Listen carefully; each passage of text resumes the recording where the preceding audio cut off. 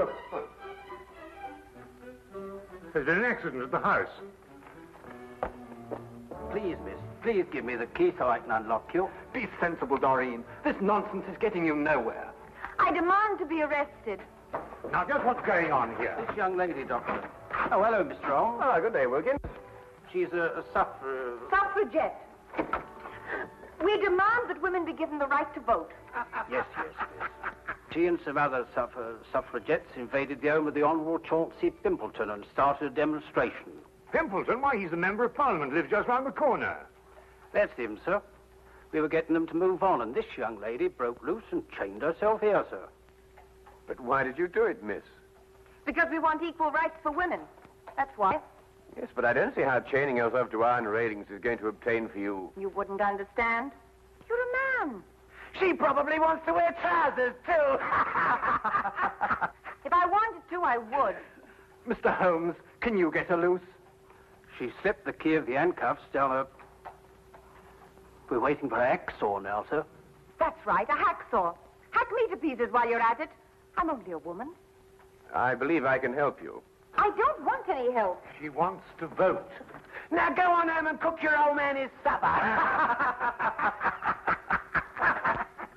Now arrest me. I insist upon it.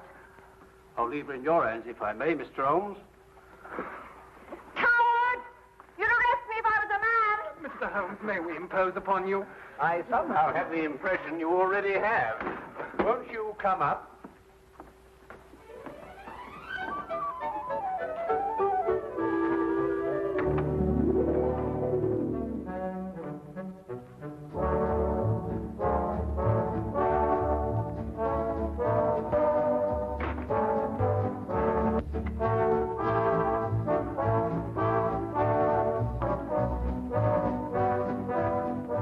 Permit me to introduce ourselves. This is my fiancée, Miss Doreen Meredith. First secretary to give the women the vote. I'm delighted to meet you, Miss Meredith. And I'm Henry Travers, personal secretary to Mr. Pimpleton. Oh, yes. I seem to remember that it was Mr. Pimpleton who led the attack on the suffragette bill in the House the other day when it was defeated. And very, very resoundingly defeated. Yes, that old stuffed shirt. He'll be sorry. I wish you'd get out of this Give Women the Vote League, Doreen. It's dangerous. Yes, I can see that it has its inconveniences, Mr. Travers, but I don't really believe that it's dangerous. Would you call bombs dangerous, Mr. Holmes? Good heavens, are they using bombs now? Oh, just a teeny one. Boris and I made it to blow up a lion. My dear young lady, you don't blow up a lion, you shoot it. Who is Boris? An anarchist. An anarchist. He's an old dear who wouldn't hurt a fly. Blowing up lions, anarchists. Sometimes I don't know where modern England's going. Well, perhaps Miss Meredith might be good enough to indicate that direction for us. Well, it all began at the meeting of the Give the Women the Vote League. Miss Agatha Axton, our president, was presiding. Quiet, ladies, quiet. I've called this meeting of the council in order to consider our next step in view of the defeat we suffered last week. As you know, the Honourable... Honourable... Bosh. Even if he is my cousin. Well, anyway, Chauncey Pimpleton rallied the anti-women forces in Parliament and defeated our bill by the narrow margin of 347 to 1. Boo! Pimpleton! Boo! Pimpleton! We've got to do something, ladies. We're not making enough noise in the world. What would Joan of Arc do? What would Catherine of Russia do? They would attack. They would blow up something. Blow up something? How do you do that? I don't know, but they would do it. Don't bombs blow up things? I think they do. Let's buy a bomb. Where can you buy one? I've never heard of a bomb shop. We could make one. I'll make one. Can you? I don't know. I've never tried. I'll get a book. Good. But, What shall we explode? Let's explode a lion. Wonderful. We'll explode a lion. A very small one, of course. Well, anyway, I didn't know how to make a bomb. So, So she advertised in the Times. Wanted, a person who knows how to make a bomb. Oh, yes, yes. Dr. Watson and I read the advertisement. We tried to decipher it under the impression that it was a code. Never occurred to us for a moment that it meant what it said. well, anyway, Boris answered it. Yes, that's right. I am the person who makes a bomb. Sit down. Please, it is you who advertised. Yes, it's me. I'm so glad you answered, Mr. Turgov, Boris Turgov.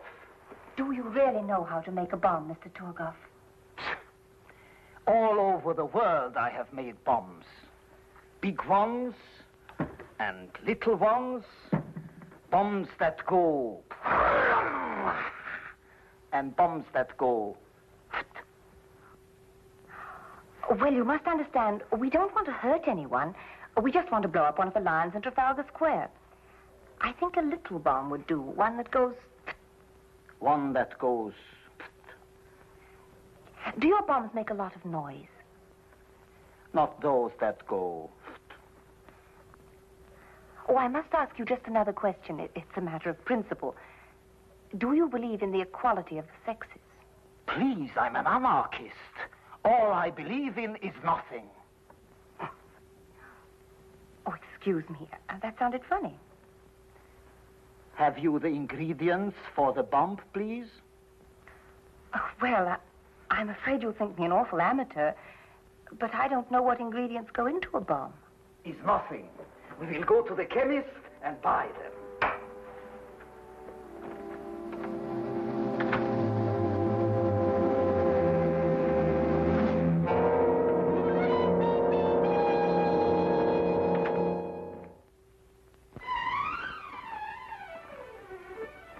Here you are, sir. Everything you ordered. Glycerol, toluene, nitrate, and sulfuric acid. Oh, yes, and gunpowder. Yes, ma'am. Be careful, though. You could make a bomb with what you have here. Good day. Good day.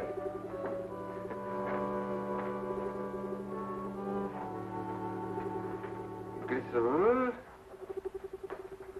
toluene, nitrate, and sulfuric acid. Gunpowder. Good Lord, that's all they can make with the stuff. A bomb.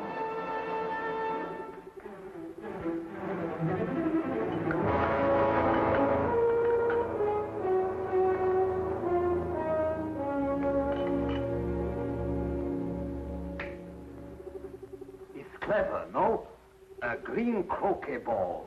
Who would suspect a green croquet ball? Well, I'm sure I wouldn't. Like this, it unscrews in half. Are you sure it'll work? With a trigger, yes. With no trigger, no. A trigger I must put in. Have you bought some wire, please? Oh, no, I'm afraid I forgot. Would a hairpin be all right? Is possible.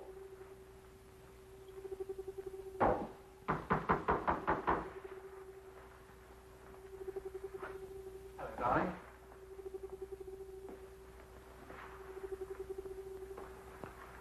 Guess what this is? Well, croquet ball, of course. No, it isn't. Here, let's put it back into the garden. But, darling...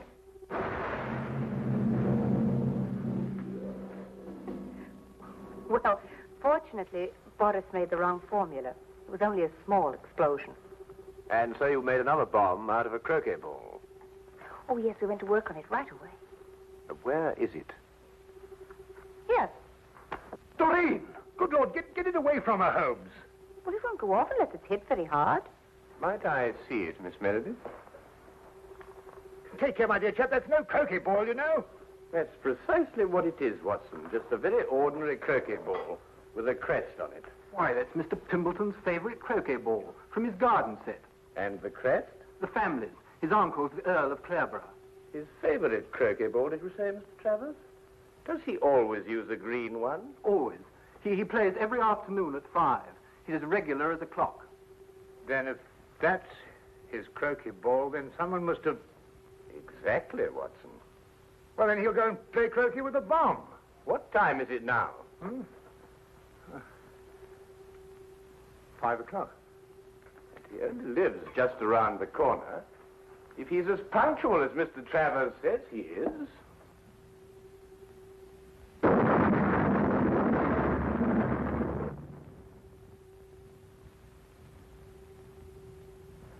He is.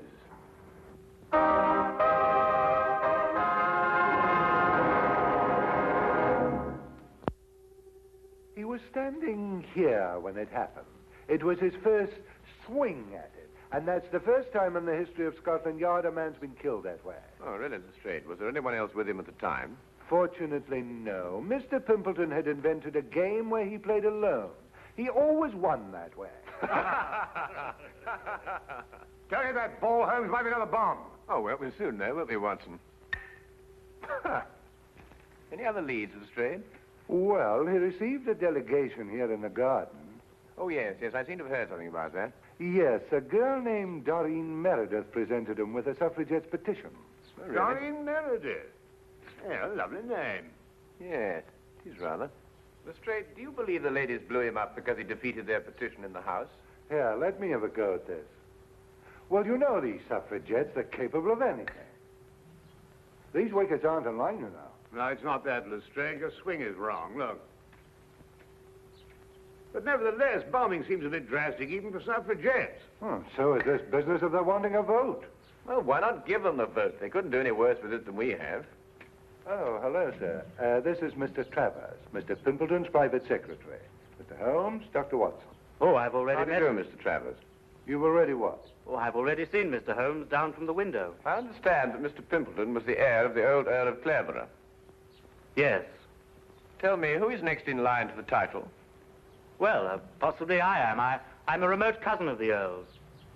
Yes. I understand that you were in the garden with Mr. Pimpleton when the delegation from the suffragette movement called on him. Yes, I was. Interesting. Do you play croquet, Mr. Travers? No, I prefer lawn tennis. Quite so, quite so. But you really ought to try croquet, you know. Under normal circumstances, it's a fascinating and completely harmless game. From the Pimpleton, Holmes suggested a stroll in Hyde Park. I suspected what he hoped to find there. Here in Hyde Park, where vast multitudes of people can gather to hear us, under the banner of free speech, I call on the women of England to demand equal rights with men. We cook, we sew, we scrub. Why shouldn't we vote? Throughout the ages, women have been the pawns of men. Men of England, hold your ground. Keep women where they belong, in the kitchen. Women of England, keep out of the kitchen. Give them the vote now, and in 5 years' time, they'll be running the country. Sir, I ask you, are women slaves? Sir, I ask you, are they capable of voting? I know speak English.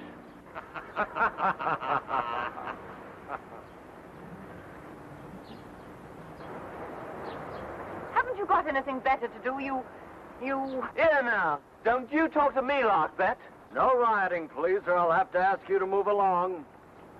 I was moving along anyway. I'm very particular whom I speak next to. Huh? Free speech. If you say something men don't like, they tell you to move on. Well, of course, Miss Meredith, like all prophets, you're ahead of your times. And without honor in your own country. Oh, Miss Meredith, we'd like to ask you a few questions about Boris Turgoff. Oh, poor Boris. He'll never forgive me for getting him in this fix. He's so gentle, really.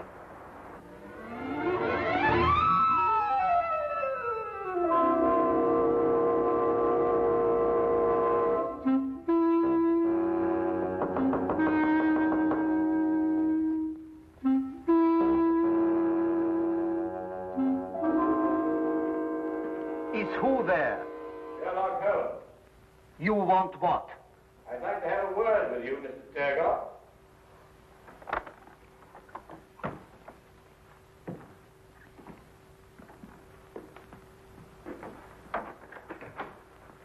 This is my good friend, Dr. Watson. I'm told you manufacture bombs, Mr. Turgoff. All kinds. Long fuse, short fuse. Did you make only one bomb for Miss Meredith? Oh, you know of that one. Well? 2 bombs I make for her, but one her young man sets off. Accidentally. He says. Do you know where this other bomb blew up? Yes. In Mr. Pimpleton's garden. Not the first time that the Turgoff bomb goes off in the wrong place. Can you explain how the bomb became substituted for the croquet ball? No. I do not go inside the house. I wait outside. Then the police come. And when the police come, Turgoff goes. Always. Without exception. I see. Miss Meredith tells me that you sent it to someone who makes little bags in which to carry bombs. Yes. A friend of mine I have who makes bomb bags. Who is he and where does he live? A Greek named Chen Ten Yong. He lives in Soho at 22 Flower Street. A Greek named Chen Ten Young? He says he's a Greek. Am I to call him a liar? Thank you very much, Mr. Turgoff. Come, Watson.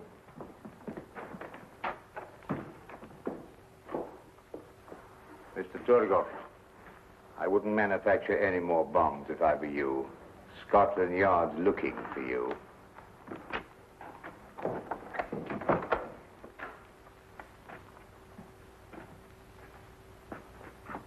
What? No more bombs? What am I to make then? Paper bags filled with air, maybe? Paper bags.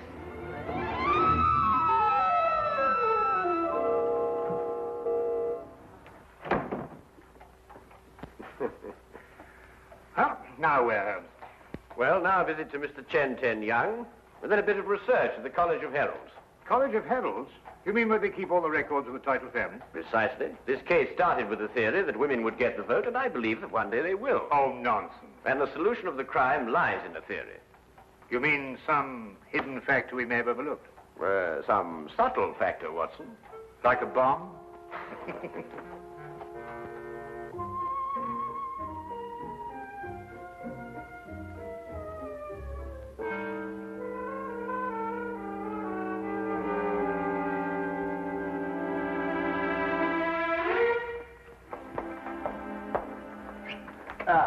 Holmes. Dr. Watson? Isn't it a wonderful day? Yes, that's straight. You look very pleased with yourself. I am, Holmes, I am. I'm going to give you a sample of Scotland Yard at work. No magnifying glasses, just plain, ordinary police routine. Excuse me, Dr. Watson. Send him in, Wilkins. Very good, sir. Send who in? All the people connected with this bomb business. Miss Exton, will you sit here, please? Miss Meredith, will you sit over there? Mr. Turgoff? This, Mr. Holmes, is Miss Doreen Meredith, the young lady who presented the suffragettes' petition to Mr. Pimpleton. We found set up in her kitchen a laboratory. She's been making bombs. I do not deny it. I told you we were going to blow up a lion. A liar? Oh, come now, Miss Meredith. We were also able to nab her confederate, this man, Boris Turgoff, an anarchist. He makes bombs, too. The Turgoff bomb, it is famous. Wilkins, send in Chen Ten Young, will you? Very good, sir. Chen Ten Young is a naturalized Greek, born in Brazil, of Chinese parents. He makes little bags for carrying bombs. Fascinating occupation. Ah, Chen. Tell me, Chen, did this young lady order a bag from you? Yes, mister.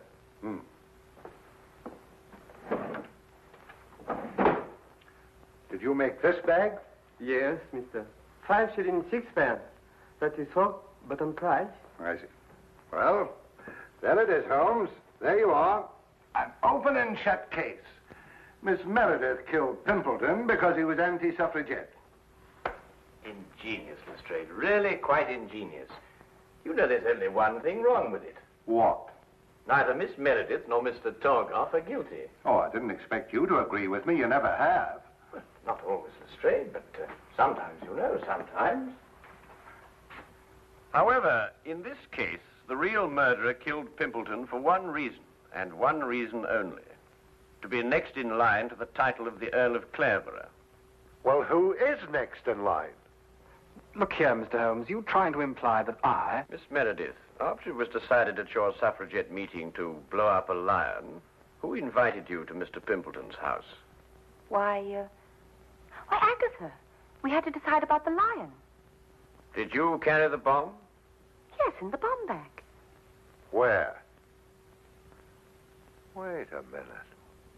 This gentleman had access to it, too. Together with this lady. What does that mean? It's an intriguing title, Clareborough. First created in 1417, it has an unusual clause in its charter. Once, and only once, may the title pass to a female, if the female be next in line. That would automatically make her a countess.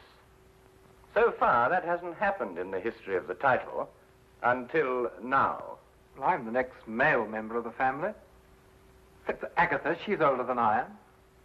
I refuse to sit here and... Watson! Thank you. You'll notice, Lestrade, that this bag is identical to Miss Meredith's. Chen, who ordered this second bag from you? This woman, mister. Uh-huh. Chen, why didn't you tell me this? You know ask me, mister. This man, he asked me. And you see, the switch was simple and premeditated, of course. Why, Miss Axton, how could you? Preposterous!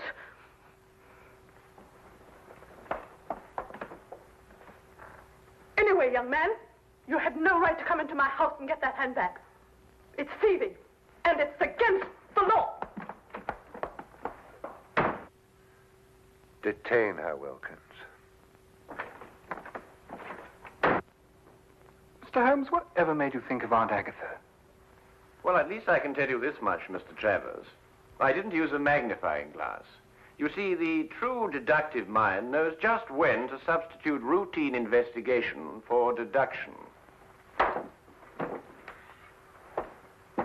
Are you going somewhere, Lestrade?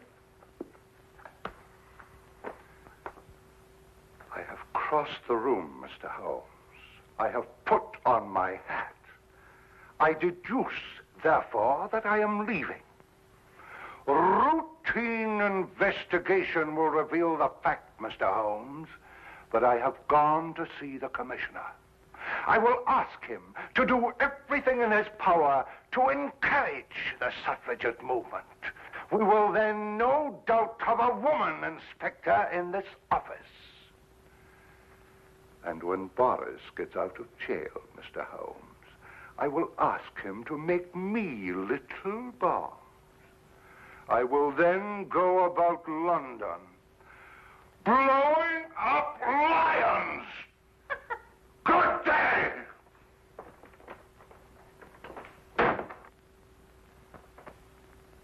You know, Holmes, I've been worried about his complexion lately. I think Lestrade needs a rest.